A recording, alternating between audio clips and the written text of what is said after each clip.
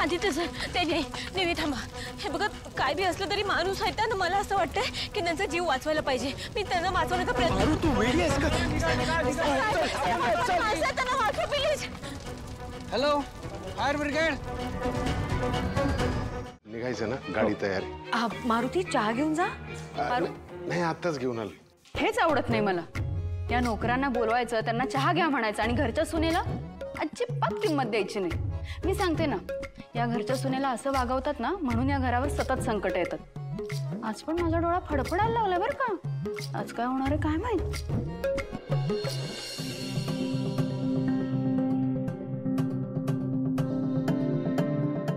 Madam, काल घडलेल्या त्या घटनेत सगळा कारखाना आगीत जळून खाक झाला आणि त्या दोघी तर आम्हाला फक्त एकच डेड बॉडी मिळाली। तपासांती असं कळालं की ती बहुतेक अनुष्काच असावी। मग दिशा म्हणजे दिशा जिवंत आहे अजून। वहिनी मी सांगते ना, दिशा ना कधी येऊ शकते, आपल्या सगळ्यांना मारणार ती। तरी मी म्हणतेय सकाळपासून माझा डोळा फडफडतोय का मला ना, मला भीती वाटते खूप।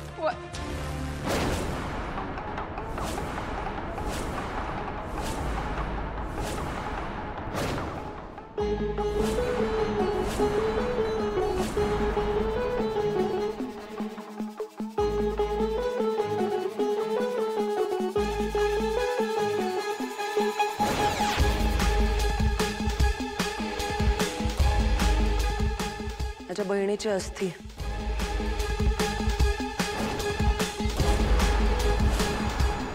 तीच ती दिशा, अनुष्काची पार्टनर आणि तिची बहीण। अटक करायला प्लीज।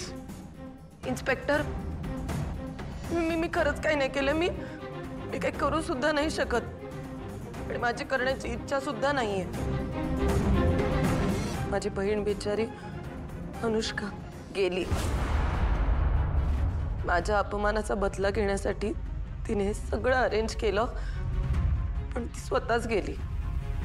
तिने माझ्यासाठी सॅक्रिफाईस केलं, बलिदान दिलं। दिशा स्टॉप इट, क्या फालतू बडबड करतेस?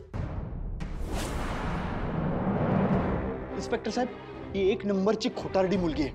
प्लीज हिच्यावर विश्वास ठेवू नका। ही पण हिच्या बहिणीसोबतच होती। प्लीज तिला अरेस्ट करा।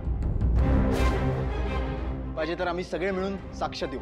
हो आदित्य, फक्त साक्ष असून चालत नाही, ठोस पुरावा आहे का तुझ्याकडे?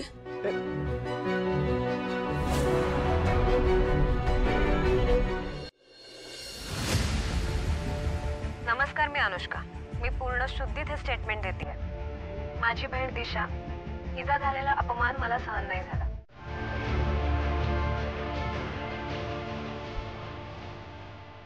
मी पण आहे तिच्यासोबत।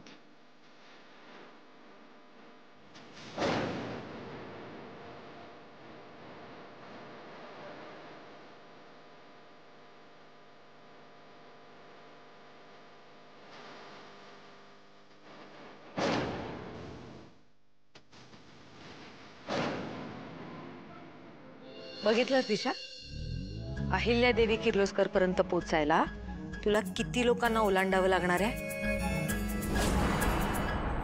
घाम गाळून आणि कष्टाने उभं केलंय हे किर्लोस्कर साम्राज्य। या घरातली नाती प्रेम आणि विश्वासाच्या धाग्याने विणली गेली आहेत। हजारो संकट जरी आली तरी किर्लोस्कर कधी हरले नाहीत आणि हरणारही नाहीत। प्रेम, विश्वास, सत्य, धैर्य या चौकोनात उभं आहे किर्लोस्कर कुटुंब।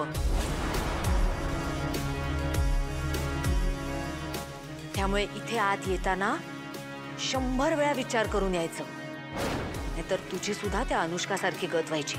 ते वेळ आल्यावर कळेलच। लूजर्स।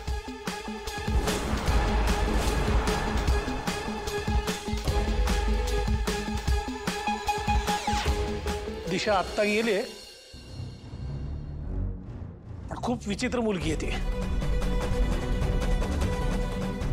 तेव्हा सावध राहा आणि सगळे सोबत राहा. वहिनी, म्हणजे आपण त्या होळी उत्सवाला जायचं नाही का? दामिनी, किर्लोस्कर या असल्या धमक्यांना कधीपासून घाबरायला लागले? आपण होळी उत्सवाला जाणार आहोत. देवी आई, मी स्वयंपाकाचं बघते. पारू थांब. मारुती, पारू किर्लोस्कर कुटुंबाचाच एक भाग आहे असं मी मानते. त्या होळीच्या उत्सवाला आम्हाला पारूला सुद्धा घेऊन जायचंय. चालेल ना? हो मॅडम, चालेल का म्हणून असं काही विचारता? तुम्ही सांगायचं, तुम्ही ऑर्डर द्यायची. तसंही माझ्या पारूने तिचं अख्खं आयुष्य तुमच्या पायावर व्हायलंय आणि तिला अडवणार मी कोण आहे? तुम्ही घेऊन जा तिला.